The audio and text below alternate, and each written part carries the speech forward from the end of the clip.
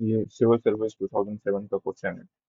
इसमें बोला गया है कि अमित जो है वो ए पॉइंट से स्टार्ट करता है और चल के वो बी पॉइंट की तरफ जाता है।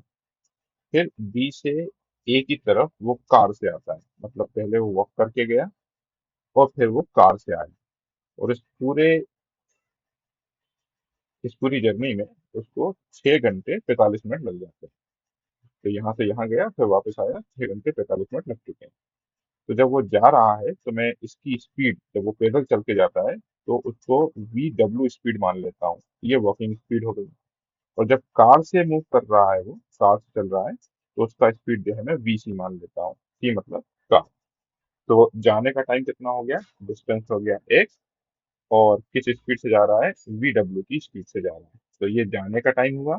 और जब वापस आया तो एक्स ही डिस्टेंस आया, लेकिन वो कार से आया, तो ये मैंने लिखा डिस्टेंस और ये लिखा है मैंने स्पीड। तो ये जाने का टाइम और ये आने का टाइम। जाने और आने दोनों का टाइम को अगर मैं ऐड करूं तो वो दिया हुआ है 6 घंटे 45 मिनट। 6 घंटे और 45 मिनट मतलब 45 को 60 से डिवाइड कर दूंगा तो 3/4 आ जाएगा। तो ये 3/4 लिखा हुआ है। ठीक। फिर ये बोला गया है कि अगर वो दोनों तरफ कार, मतलब जाता भी कार से और आता भी कार से, तो 2 घंटे कम लेगा वो। मतलब जाने का और आने का, जाने का टाइम डिस्टेंस कितना है, एक्स डिस्टेंस है, किस स्पीड से, से, तो इतना टाइम लगा। और इतना ही वापस आने में टाइम लगेगा। तो ये जो भी टाइम है, पहले जो टाइम लग रहा था उससे 2 घंटे कम लगेगा। और आपको इसी तरीके से क्वेश्चन को सॉल्व करना है, क्योंकि कई बार कुछ वैल्यूज अलग हो सकती है। शॉर्ट ट्रिक जो है वहां पर काम नहीं आएंगी। तो आपको दोनों स्टेप, फंडामेंटल स्टेप तो लिखनी आनी चाहिए। तो ये मैंने पहली इक्वेशन लिखी, ये दूसरी इक्वेशन लिखी। अब इसके बाद मुझे सॉल्व ही करना है। तो क्वेश्चन में पूछा गया है कि अगर वो पैदल ही चलता है ए से बी और बी से ए, तो उसको कितना समय लगेगा ये बताना है। तो पैदल जब वो चलता था तो उसको एक्स बाय कितना टाइम लगता था। तो मुझे एक्स बाई जब बेटर है 2x बाई निकालना है, क्योंकि एक्स जाना और एक्स आना। मतलब मुझे 2x बाई चाहिए। मतलब मुझे क्या नहीं चाहिए, मुझे नहीं चाहिए।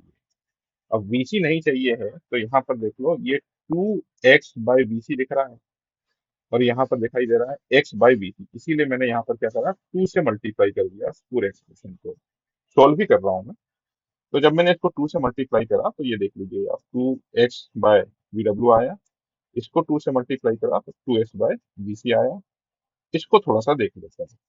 जब मैंने 6 को मल्टीप्लाई करा 2 से तो 12 आ गया। और ये 3/4 है, तो 3/4 को 2 से मल्टीप्लाई करूंगा तो ये 3/2 आएगा। 3/2 का मतलब होता है 1.5, 1 घंटे और आधा घंटा और। तो पहले 12 हो चुके थे, 6 को 2 से मल्टीप्लाई करा था तो 12 हो चुके थे, और उसमें 1.5 घंटा और जोड़ना है। तो वो हो जाएगा आपका 13.5। तो ये 13.5 यहाँ लिखा हुआ है।